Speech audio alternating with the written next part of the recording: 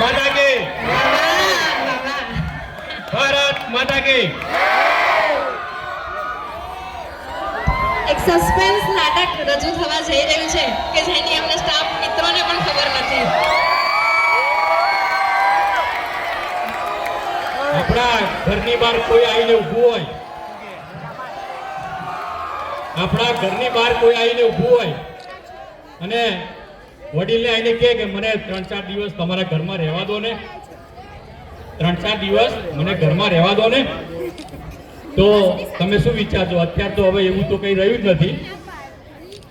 આજુબાજુના મહેમાન આવે ને તોય ઘેર રાખવા માટે કાઠું પડે. પણ ધારો કે તમે રહેવા દીધા એને, અઠવાડિયું, 15 દિવસ, મહિનો, 2 મહિના, 3 મહિના રહ્યા, એ મહેમાન રહ્યા પછી એમને ધીરે ધીરે તમારી પર વર્ચસ્વ ચાલુ કરી દે, એમના હુકમ તમારી પર લગાવે તો તમને ગમે? હે કે ભાઈ તમારે આમ જ કરવાનું, આટલા વાગે જવાનું, આટલા વાગે જવાનું, તો તમને ગમશે? શું કરશો? એમાં જવાની તો પાછળની બૂમો પાડે ને. એવું જ આપણી જોડે, આપણા દેશ જોડે થયું. અંગ્રેજો આપણા ત્યાં વેપાર ધંધો કરવા માટે આવ્યા. ધીરે ધીરે એમને વેપારની જોડે જોડે એવું ચાલુ કર્યું કે રાજાઓને એકબીજાને, આપણે એ વખતે રાજાઓનું રાજ ચાલતું, અને રાજાઓને અંદર અંદર ઝઘડાયા. એક રાજાને બીજા રાજા વિશે ખરાબ કહેવાનું ચાલુ કર્યું, અને એ લોકો અંદર અંદર ઝઘડાઈને પોતે પોતાનું રાજ ચાલુ કરી દીધું. અને દેશને પોતાની બાનમાં લઈ લીધો. એ વખતે એમને એક એક્ટ ચાલુ કર્યો. એ એક્ટનું નામ હતું ડોનાલ્ડ એક્ટ. એ એક્ટમાં એવું હતું કે કોઈ પણ વિરોધ કરનારને એ લોકો પકડી જાય અને એમાં કોઈ પણ જાતનું કશું પૂછવાનું જ નહીં, એને જેટલી સજા કરવી એટલી કરી શકે. તો એનો વિરોધ લોકોએ કર્યો કે ભાઈ આવો એક તો ના ચાલે, આપણા ઘરમાં, આપણા દેશમાં રહેવાનું અને આપણને આવી દાદાગીરી કરે. તો એનો વિરોધ ચાલુ થયો. એ વિરોધ 10/4/1919 માં બહુ પ્રચંડ ચાલુ થઈ ગયો. અને અમૃતસરમાં જલિયાવાલા બાગ કહેવાય છે, ત્યાં લોકો મિટિંગ કરી કે ભાઈ આપણે 13 તારીખે બહુ જબરદસ્ત મિટિંગ રાખવાની છે અને બધા જ લોકો ભેગા થવાનું છે. તો એ વખતે પાછળ અવાજ નહીં ભરે, જરા આપણા દેશની વાત ચાલે છે, થોડાક શાંત થઈ જાઓ. આપણને જનૂન થવું જોઈએ કે આપણને અંગ્રેજો કેટલું નુકસાન કરીને ગયા છે. તો 13 તારીખે આ 9માં ભણવામાં આવે છે પાછું પાઠ, તો તમને યાદ કરાવી દો. આવે છે ને જલિયાવાલા બાગ? હા, તો એની આ થોડી જરા હિસ્ટ્રી કહી દો. એ 13 તારીખે એપ્રિલમાં, ચોથા મહિનામાં વૈશાખીનો તહેવાર એ લોકોનો બહુ જ પ્રખ્યાત છે. જેમ આપણે અહીંયા નવરાત્રી અને દિવાળી ઉજવીએ છીએ ને, કેવો આનંદ ઉત્સાહથી ઉજવીએ છીએ, એ લોકોનો પણ એવો તહેવાર છે. એ તહેવાર એ લોકોએ ના પાડી દીધી કે આપણે આ તહેવાર ઉજવવો નથી અને આપણે આ જે એક્ટનો વિરોધ કરવાનો છે ત્યાં આપણે બધા પહોંચી જઈએ. હવે જલિયાવાલા બાગમાં મેઇન એનો ગેટ છે 3.5 ફૂટનો. અત્યારે હાલ પણ ત્યાં જલિયાવાલા બાગ છે, અમૃતસર ગોલ્ડન ટેમ્પલની બાજુમાં. ત્યાં 25,000 સંખ્યા ભેગી થઈ. અને એ સંખ્યા ભેગી થઈ ત્યારે ત્યાંનો જે એ વખતે અંગ્રેજ જે હતો જનરલ ડાયર, એને આગલા દિવસે ખબર પડી ગઈ 12મી તારીખે કે આ લોકો સંખ્યા ભેગી થવાની છે. તો એને શું કર્યું, સૈન્ય એડવાન્સ બોલાવી લીધું અને એક સાથે 13મી તારીખે જ્યારે લોકોએ પ્રવચન ચાલુ કર્યું દેશને બચાવવા માટે, ત્યારે એક સાથે ગોળીબાર ચાલુ કરી દીધો, કોઈ પણ જાતનું પૂછ્યા વગર, નિર્દોષ લોકોને. એ વખતે ત્યાં બાજુમાં એક કૂવો છે, એ કૂવામાં 120 લાશો નીકળી. લોકો બચાવવા માટે કૂવામાં પડી પડે, કૂવામાં પણ મરી ગયા. બાજુમાં દિવાલો છે, આજુબાજુમાં ઘર છે, ઘરની દિવાલો છે. દિવાલો કેવી ઈંટોવાળી છે, હજી હાલની તારીખમાં ઈંટોવાળી દિવાલ છે ત્યાં. એ ઈંટોની દિવાલને પકડીને લોકો ચડવા ગયા તો ત્યાં પણ ગોળી મારી, અને હાલ ગોળીના નિશાનો ત્યાં પણ છે. અખંડ જ્યોત ચાલે છે એ જલિયાવાલા બાગમાં હાલની તારીખમાં. તો એ વખતે અસંખ્ય માણસો મરી ગયા. હવે આ જનરલ ડાયરને દાંત ચડક ના ચડે આપણે કે આપણા દેશમાં આવીને આપણી ઉપર આવી અત્યાચાર કરે એકદમ વગર પૂછે, અહીંયાથી કોઈ આવે ને ફટાફટ બંદૂકથી ગોળી મારવા માંડે તો આપણને કેટલું પેલું થાય. એ અમારે એક ઉદ્ધમસિંહ કરીને તો એ બચી ગયા. એને થયું કે ખરેખર આ તો ખોટું કહેવાય. હવે એની મમ્મી પપ્પા બધા એમાં ઓફ થઈ ગયા, એને જનૂન ચડ્યું. આ કોઈ પણ હિસાબે આ જનરલ ડાયરને આપણે મારવો તો પડશે. હવે જનરલ ડાયરને મારવાની જગ્યાએ એને જે પ્રોત્સાહન આપ્યું કે ભાઈ આટલું બધું તે કર્યું, એને એવું કીધું કે મારે બચાવમાં મેં એમ કર્યું, તો અંગ્રેજો એને પ્રોત્સાહન આપ્યું અને એને ઉપર પદવી આપીને એને ઇંગ્લેન્ડ પાછો મોકલી દીધો. હવે ઉદ્ધમસિંહને થયું કે કોઈ પણ હિસાબે આપણે આનો બદલો તો લેવો જ છે. એમને જે એની ઉપરી જે હતા લેફ્ટનન્ટ ઇન માઇકલ એડવાયર, આ બે જણને એમને નક્કી કર્યું કે આ બેને ગમે તેમ કરીને આપણે પૂરા તો કરવા જ છે, હવે ચાલશે જ નહીં. તો એમને આ બંનેને મોકલી દે ઇંગ્લેન્ડ. એટલે હવે આપણે ઇન્ડિયામાં એટલે એને થોડી મહેનત કરીને એ વખતે વિઝા લઈને ઇંગ્લેન્ડ ગયા. ઇંગ્લેન્ડમાં જઈને ત્યાં એમને મજૂરી કરી, ટોટલી મજૂરી કરીને બંદૂક વસાઈ અને 21 વર્ષ પછી 21 વર્ષ સુધી આની પાછળ રચ્યા પચ્યા રહ્યા. અને 21 વર્ષ પછી એમને ખબર પડી કે અહીંયા એક મીટિંગ થવાની છે. તો મીટિંગમાં એમને ભાગ લીધો. કઈ મીટિંગ હતી કે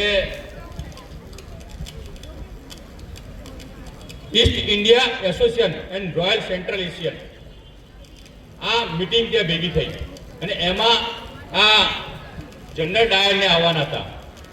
એટલે એને બંદૂક એક વસાવી દીધી. બંદૂકને શું કર્યું, પુસ્તકમાં બંદૂક આકાર કાપી નાખ્યો અને અંદર બંદૂક મૂકી દીધી. એટલે બહારથી જાય તો પુસ્તક જ હાથમાં લાગે.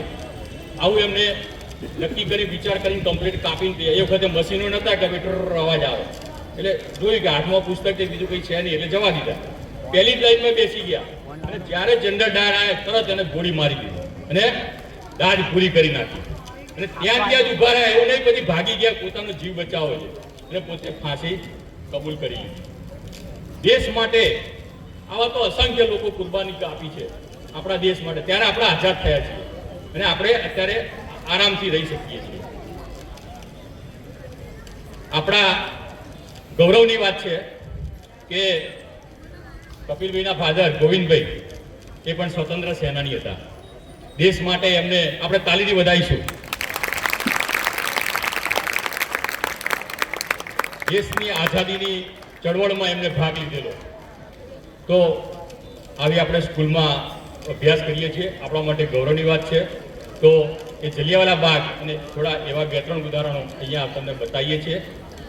આવો જોઈએ, નિહાળીએ દેશભક્તિ નાટક. ચાલો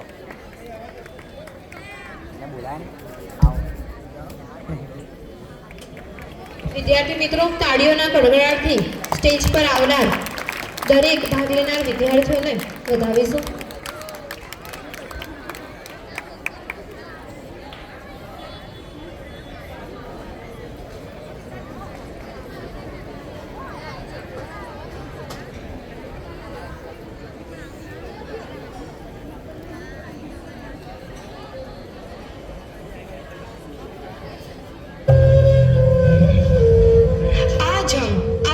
दिवस मना रहे हैं, लेकिन यह आजादी हमें उपहार में नहीं मिली है. इसके लिए एक लंबी यात्रा करनी पड़ी है, आजादी की यात्रा. इस यात्रा में हजारों लाखों लोगों ने अपनी जान की कुर्बानी दी. 1919 जलियांवाला बाग. आज हमारी बैसाखी का दिन है, लेकिन पूरा पंजाब बैसाखी नहीं मनाएगा. हम सब बैसाखी नहीं मनाएंगे.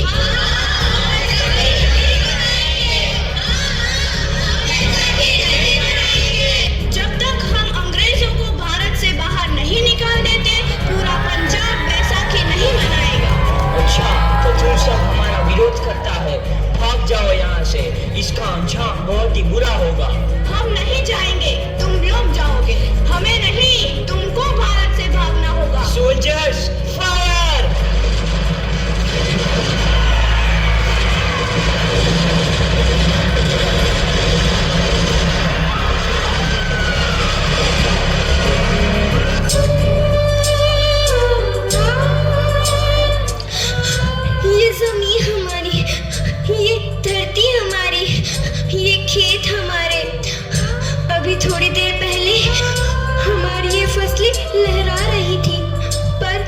अंग्रेजों ने हमारी फसलें बर्बाद कर दी। इन अंग्रेजों ने एक ही झटके में इन सब फसलों को काट दिया। अंग्रेजों, तुम्हारे इस अत्याचार से हम डरेंगे नहीं। इस अत्याचार का बदला लेकर रहेंगे। हम आजादी लेकर रहेंगे। जलियांवाला बाग हर हिंदुस्तानी की आंख नम कर गया। इस कांड में कितने मासूमों की आहुति चढ़ गई। इतनी हैवानियत से इंसानियत कत्ल कर दी गई। जलियांवाला बाग के हत्याकांड ने आजादी की आग में घी देने का काम किया। मासूम औरतों, बच्चों के दर्द भरी चीखें और सिसकियां इनकलाब का गूंज बनकर उभरी। लाला लाजपत राय, भगत सिंह, राजगुरु, सुखदेव सरीखे क्रांतिकारियों ने भारत की इस जमीन से विदेशी दरिंदों को निकाल फेंकने के मंसूबे मजबूत कर लिए। 8 अप्रैल 1929 लाला लाजपत राय के नेतृत्व में साइमन कमीशन के खिलाफ एक भारी जुलूस निकाला गया। Simon commission, Simon commission, Simon commission, Simon commission, Simon commission, Simon commission, Simon commission, Simon commission, Simon commission. बेवकूफ इंडियंस, तुमको हमारी बात समझ में नहीं आती। Stop this. Simon commission. नहीं मानता। आई से स्टॉप दिस। लाला जी, आप आगे बढ़ो, हम आपके साथ हैं। लाला जी, संघर्ष करो, हम आपके साथ हैं। लाला जी, संघर्ष करो, हम आपके साथ हैं। लाठी चार्ज करो।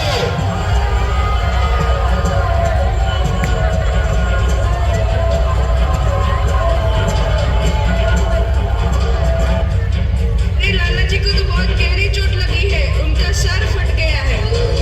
मेरे शरीर में लगी एक एक लाठी अंग्रेजी सरकार के कफन में कील का काम करेगी। ये आजादी की लड़ाई रुकनी नहीं चाहिए। ये जिम्मेदारी मैं तुम सबको सौंप कर जा रहा हूँ।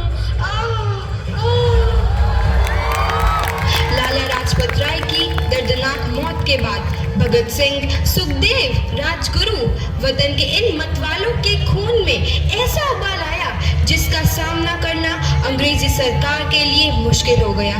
अंग्रेजों को करारा जवाब देने के लिए स्कॉट और सैंडर्स को मारने की रूपरेखा रची गई।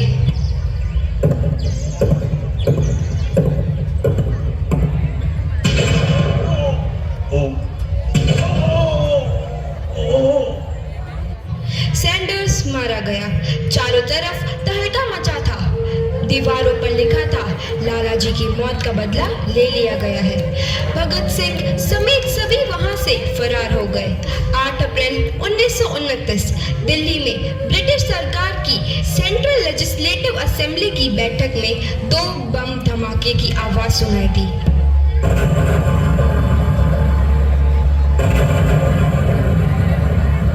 इन धमाकों ने अंग्रेजी हुकूमत को हिलाकर रख दिया। इस घटना को अंजाम देने वाले भगत सिंह, राजगुरु और सुखदेव ने अपने आप को अंग्रेजों के हवाले कर दिया। 1930 को अदालत ने अपना फैसला सुनाया। मुलजिम भगत सिंह, मुलजिम राजगुरु, मुलजिम सुखदेव को दफा 121 और दफा 302 के तहत ये अदालत तीनों को मुजरिम करार देती है और इस गुस्ताखी के लिए ये अदालत इन तीनों को सजाए मौत की सजा सुनाती है। सरफरोशी की तमन्ना अब हमारे दिल में है।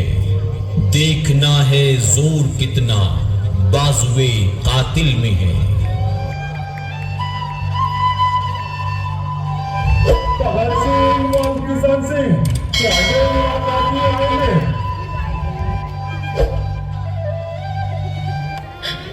पुत्र की हाल है तेरा। मैं चंगा हूँ माँ, फिक्र करने की कोई गल नहीं। पुत्र, मेरा दिल तेरी तरह पत्थर दिल नहीं होगा। तेरी ये गला सुन के मेरा कलेजा फटे जा रहा है। माँ, मेरा दिल कोई पत्थर जैसा नहीं है। एक वतन परस्त का दिल है जो मेरे देश प्रेम के जज्बे को ताकत देता है। बेटा, मेरा लाल। माँ, आज मेरी तपस्या पूरी होने जा रही है। जे तू रोई तो मैंने तकलीफ हुई। सोच, तेरा पुत्र आज शादी करने वास्ते जा रहा है। फर्क केवल इतना है, वो घोड़े पर नहीं फांसी पर चढ़ने वास्ते जा रहा है। आज तू क्रांतिकारी की माँ है, कल तू एक शहीद की माँ होगी। माँ, पुत्र भगत, तू इतनी छोटी उम्र में हम सबको छोड़ के चला जाएगा। तूने जिंदगी में देखा ही क्या है पुत्र? मैंने अपनी माँ देखी है, जिसने मुझे एक ही बात बताई है कि बेटे, अपने देश के लिए एक बार मरना 100 बार जन्म लेने के बराबर होता है। अच्छा माँ, अब आशीर्वाद दे। अपनी विदाई लेने का समय आ गया है। भगत, मेरे लाल।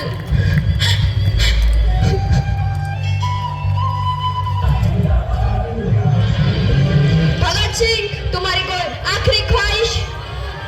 हमारे हाथ खोल दिए जाए। हम तीनों दोस्त एक दूसरे से गले मिलना चाहते हैं। उनके हाथ खोल दिए जाए।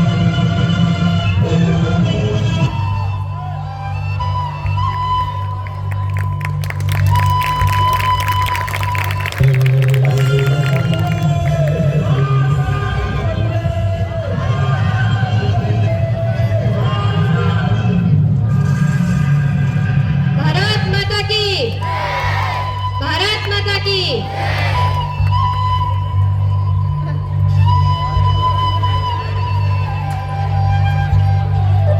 देश के हर एक नौजवान के मन में आजादी की नई उमंग हिलोरे लेने लगी। अंग्रेजों भारत छोड़ो का नारा जोर पकड़ रहा था। सबने एक आजाद भारत का सपना देखना आरंभ कर दिया था।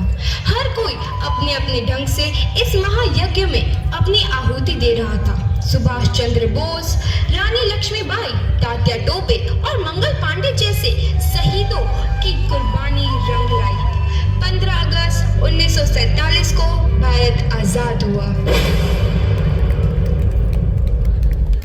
ઓડિયન્સમાં બેઠેલા બધા જ મેમ્બરો એક સાથે બોલે ભારત કે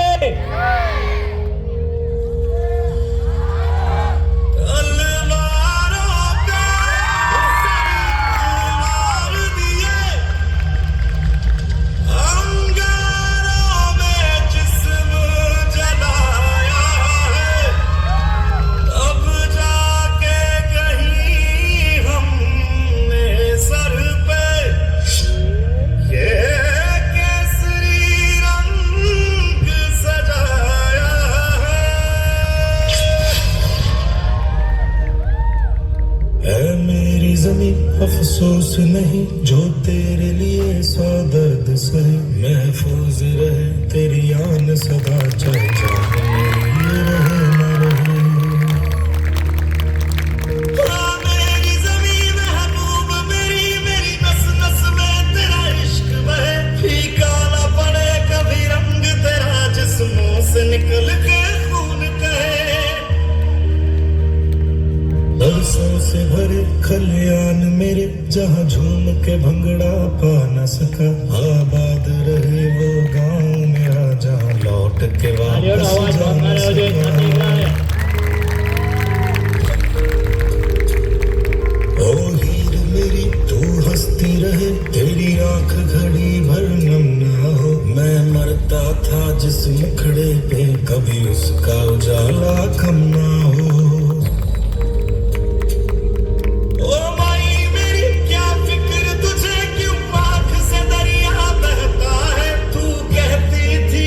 चांद हूँ मैं और चांद हमेशा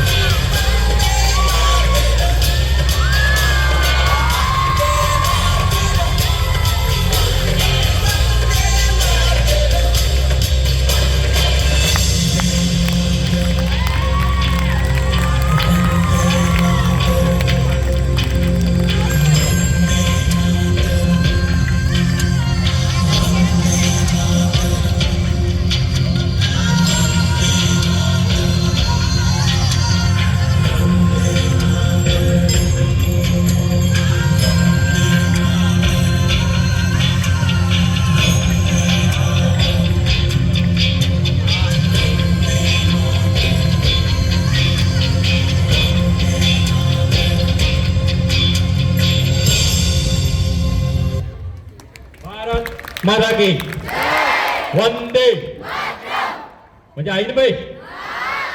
હવે આપણે સરહદ ઉપર લડવા જવાની જરૂર નથી. જરૂર છે? અમારા જેવા ત્યાં લડે છે, હું નહીં. આ જે જ્યોતિ છે અમારા જેવા ત્યાં બોર્ડર ઉપર ચિંતા કરશો નહીં, તમે શાંતિથી અહીંયા રહો. અમે ત્યાં તમારું ધ્યાન રાખીએ છીએ, બહારથી કોઈને અંદર આવવા દઈશું નહીં. પણ તમારે એક તો ધ્યાન રાખવાનું છે, આ ખાલી જોવા માટે નથી કરી. હવે શું કરવાનું છે? ગ્લોબલ વોર્મિંગની તકલીફ છે હવે, છે ને? દેશ વાતાવરણમાંથી પ્રદૂષિત થઈ ગયો છે. તો આપણે 2 કામ કરવાના છે. કેટલા? 2 કામ. એક, પહેલું, કચરો ગમે ત્યાં નાખવાનો નહીં. કચરો કચરા પેટીમાં જ નાખવાનો. ખ્યાલ આવી ગયો? ક્યાંય પડ્યો હોય અને કોઈ ભૂલથી નાખે તો આપણે કેવું વિચારીએ છીએ? આ સાલો કેટલો ગંદાતો છે, પણ આપણે જ નાખીએ છીએ. બીજું, કોઈ નાખે ને તો આપણે કહેવા જવાની જરૂર નથી. એને કચરો નાખેલો હોય ને આપણે લઈને નાખી દેવાનો. તો કોક વાર એને અંદરથી થશે, ખારું મેં ભૂલ કરી, મારાથી આવું નખાય નહીં. ઘણા એવા ટણીવાળા હશે પાછા, એવાય મળશે. જો ને બહુ નવાઈનો ચોખ્ખાઈ વાળો થઈ ગયો હશે તો આવું પણ કહેવા વાળા મળશે.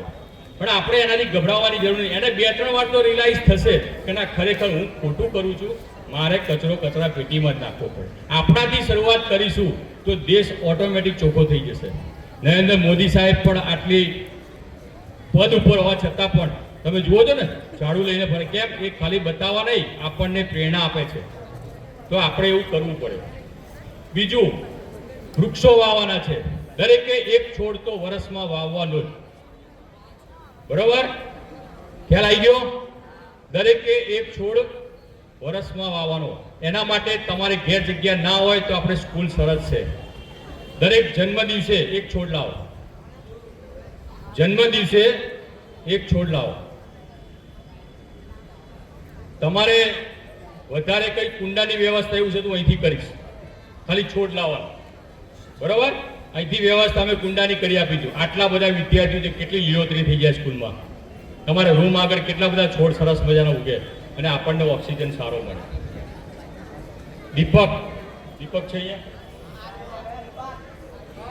દીપક ને આવી વાત થયેલી મારે તો એક પ્રેરણાવાળો વાત છે, પ્રેરણા પ્રસંગ છે. એના પપ્પાની બર્થડે હતી અને મેં વાત કરી આવી હતી કે સાહેબ મારા પપ્પાની બર્થડે છે, મારો છોડ લગાવવો છે. આ કુંડામાં દેખાય ને, વાંદરું પકડીને બેઠું જુઓ, ગુલાબનો છોડ. એ તાત્કાલિક લઈ આવ્યો. મેં કીધું પૈસા? સાહેબ મારી જોડે પડ્યા છે. હું ક્યાંથી? મને કે 10-10 રૂપિયા વાપરવા આલે છે પપ્પા. તો મેં ભેગા કર્યા છે, હું લઈ આવીશ. પછી લઈને આવ્યો. મેં તો કીધું 10-20 રૂપિયાનો લાવશે સાદો. તો 100 રૂપિયાનો ગુલાબનો છોડ લઈ આવ્યો.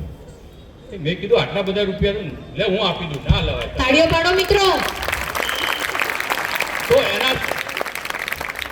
એના શબ્દો જુઓ કે સાહેબ સ્કૂલ માટે લાવું છું. કે તમે શું કા ચિંતા કરો છો?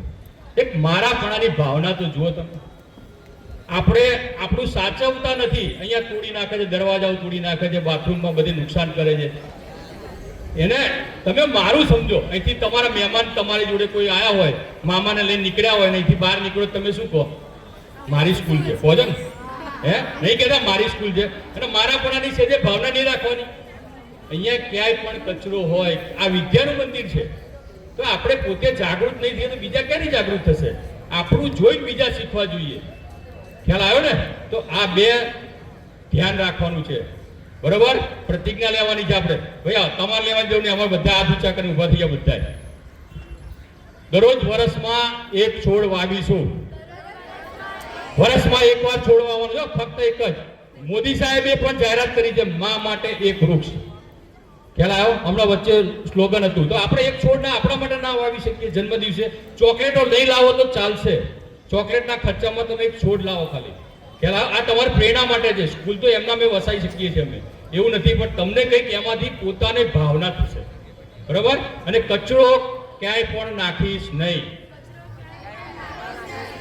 કચરો કચરા પેટીમાં જ નાખીશ. ભારત માતા કી જય. ભારત માતા કી. ખૂબ સરસ.